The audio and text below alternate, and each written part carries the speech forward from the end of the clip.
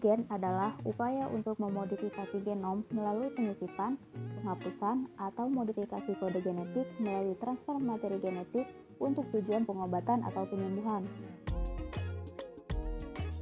Terapi gen manusia didefinisikan sebagai transfer asam nukleat dalam bentuk DNA ke dalam sel somatik pasien, sehingga gen memiliki efek terapeutik pada penyakit pasien, baik dengan mengoreksi gen abnormal atau dengan mengekspresikannya secara berlebihan protein yang dikodekan oleh gen tersebut. Teknologi terapi gen tidak lepas dari prinsip rekayasa genetik untuk menghasilkan GMO atau Genetically Modified Organism, atau yang biasa dikenal dengan organisme transgenik. Beberapa tahapan rekayasa genetik pada terapi gen yaitu isolasi gen target, penyisipan gen target ke vektor transfer vektor yang telah disisipi gen target ke organisme yang akan diterapi, serta transformasi pada sel organisme target. Gen target yang telah disisipkan pada organisme yang diterapi tersebut diharapkan mampu menggantikan fungsi gen abnormal yang mengakibatkan penyakit pada penderita.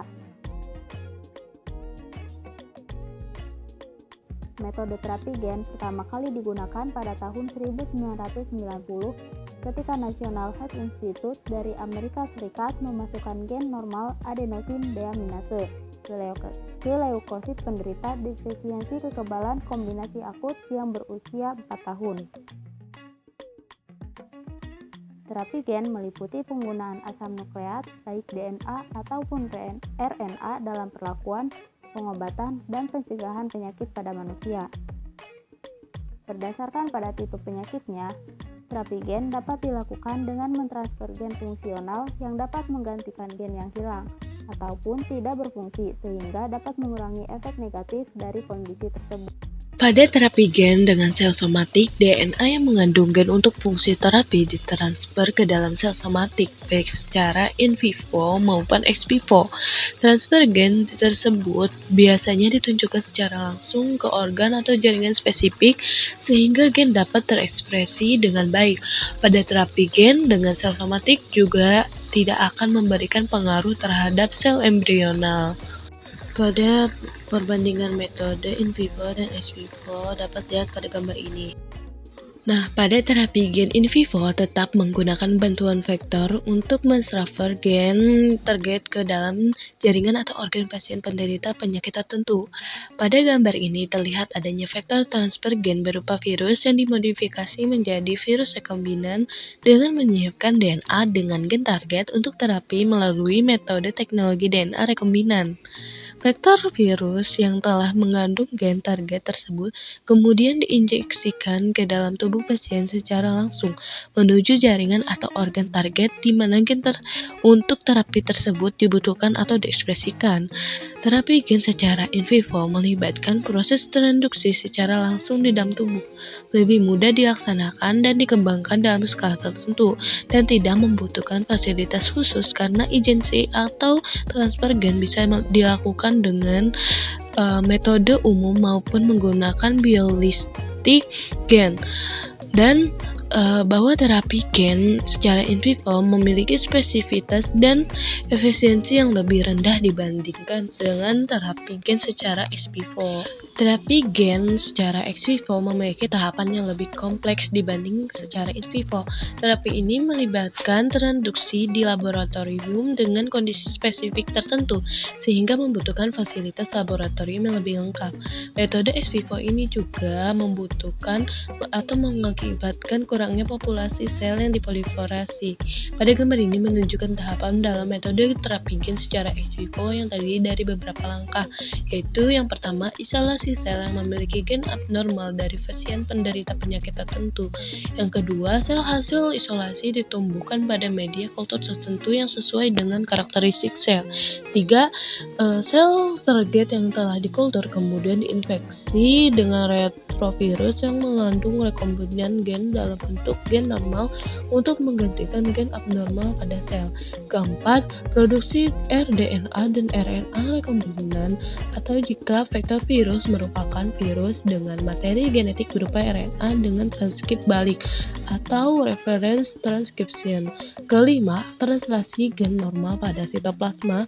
Sel menghasilkan protein yang bertanggung jawab pada gen yang mengalami kerusakan atau terjadinya integrasi antara gen target untuk terapi dengan gen pada sel di kultur. Keenam, seleksi, perbanyakan dan pengujian sel telah ditranspeksi untuk mendapatkan sel normal yang gen abnormalnya telah berhasil digantikan oleh gen baru. Ketujuh, injeksi kembali sel yang telah berhasil direkayasa dengan terapi gen ke dalam jaringan atau organ pasien. Nah, di sini ada beberapa contoh vektor virus yang biasa digunakan dalam teknik terapi gen. Baik, yang pertama ada Adeno Associated Viral Vector atau AAVS. AAV akan berikatan dengan reseptor dan kemudian akan diinternalisasi ke dalam sel menggunakan clathrin. Nah, di mana vektor virus AAV ini termasuk ke dalam teknik in vivo. Nah, selanjutnya AAV akan masuk ke dalam endosom. Setelah itu akan melepaskan materi genetiknya ke dalam sel target. Vektor virus selanjutnya ada adenoviral vector. Adenoviral vector ini akan menempel pada reseptor permukaan dan virus akan masuk ke dalam sel yang dimediasi oleh interaksi antara integrin dan kapsid. Selanjutnya di dalam sel terjadi penurunan pH yang menyebabkan lepasnya kapsid.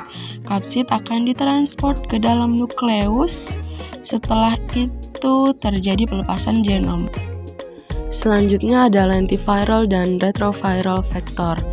Nah, keduanya ini kurang lebih cara kerjanya sama.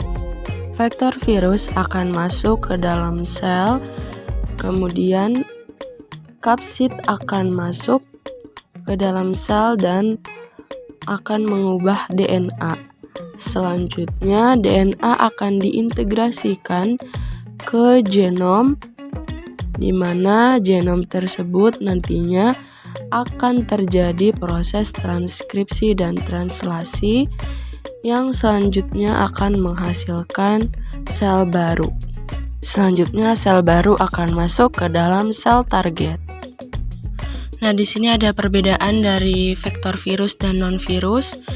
Untuk vektor virus, untuk keunggulan vektor retrovirus yaitu stabil dalam waktu yang relatif lama, kemudian kelemahan utamanya itu efisiensi pada teknik in vivo yang rendah, resiko insersi ke dalam genom. Untuk vektor adenovirus, keunggulannya itu tingkat ekspresi proteinnya tinggi, sedangkan kelemahannya resiko inflamasi dan memicu respon imun. Untuk vektor AAV, keunggulannya itu ekspresi pada teknik in vivo yang tinggi, kemudian kelemahannya itu ukuran genom yang kecil.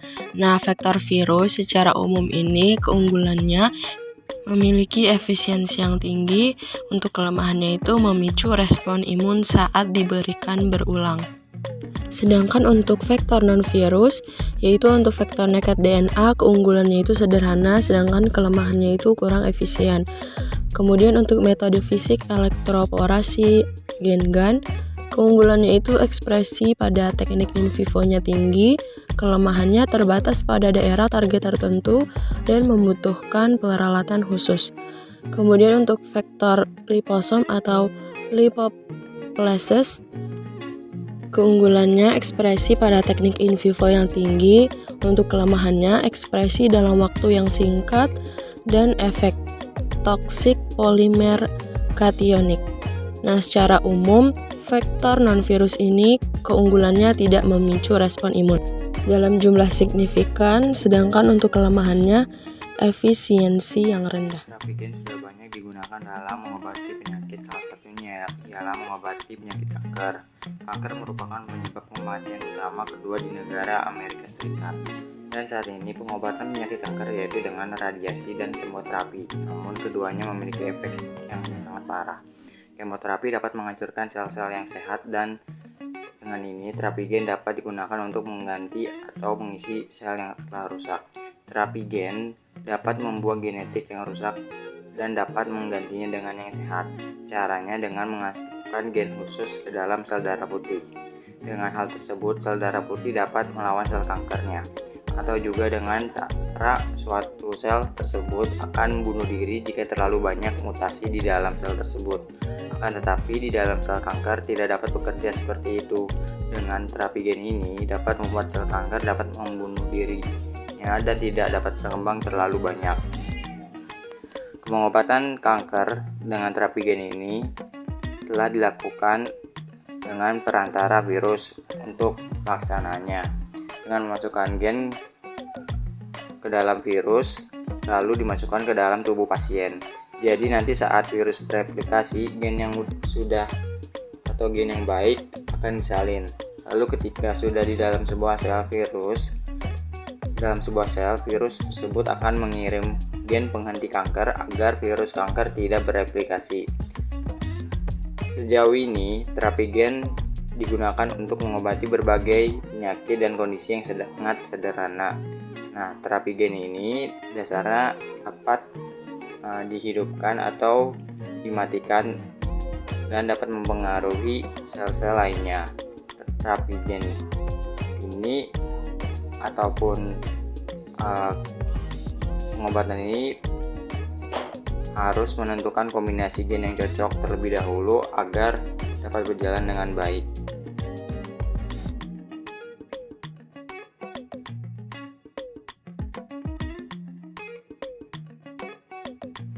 Terapi gen ditujukan untuk penyakit genetik yang tidak dapat diobati secara medikamentosa biasa. Prinsip terapi gen adalah mengganti lokus gen abnormal penyebab kelainan dengan gen normal. Untuk itu, vektor berupa molekul pembawa digunakan sebagai mediator untuk mengantarkan gen normal ke sel target yang mengandung lokus gen abnormal.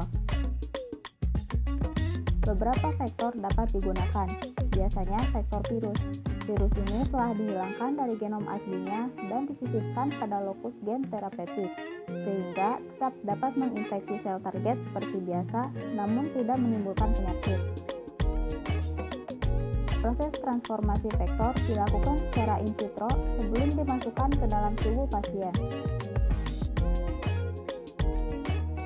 Selain digunakan untuk sel tubuh yang cacat genetik, konsep terapi gen juga digunakan untuk terapi sel chimeric antigen reseptor T dan juga sel punca. Terapi gen banyak digunakan untuk penyakit yang disebabkan oleh kelainan monogen resesif seperti fibrosis kistik, hemofilia, kelainan otot, dan anemia sel sabit, serta penyakit lainnya seperti kanker dan AIDS. Terapi gen mencakup penggunaan asam nukleat, baik DNA maupun RNA, dalam pengobatan, penyembuhan, dan pencegahan penyakit pada manusia. Berdasarkan pada jenis penyakitnya, terapi gen dapat dilakukan dengan mentransfer gen fungsional yang dapat menggantikan gen yang hilang atau tidak aktif untuk mengurangi efek negatif dari penyakit tersebut. Terapi gen telah banyak digunakan untuk pengobatan kanker, penyakit kardiovaskular, penyakit menular, penurunan fungsi metabolisme tubuh, penyakit limfatik, kerusakan akibat radiasi, dan penyembuhan pasca operasi. Namun, tidak menutup kemungkinan perkembangannya terapi gen untuk mengobati jenis penyakit lainnya. Penggunaan terapi gen harus disesuaikan dengan jenis penyakit yang akan diterapi. Penyakit dan hubungan genetiknya harus diketahui terlebih dahulu sebelum dilakukan terapi gen. Apabila suatu gen yang terkait pada penyakit tertentu telah dapat diidentifikasi, maka potensi penyakit tersebut untuk diterapi akan semakin. Teman kita kan kemarin udah bagi buat pembahasan. Topiknya kita kan ambil terapi gen.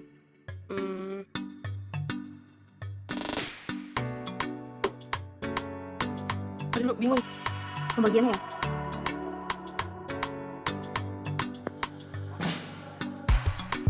Karena bilang urutannya kayak videonya gitu apa aja isinya. Gimana Bil? Oh, kalau terapi kan kayaknya metode nggak sih, metode terus pengertian gitu. Dan manfaat, ada penerapan juga sama itu tuh apa teknik terapi gen itu. Iya. Terus ini kan 15 menit ya minimal videonya. Kita ada 4 orang, jadi satu orang itu kurang lebih 4 menitan lah ya, Ya benar. biar nggak kurang tuh.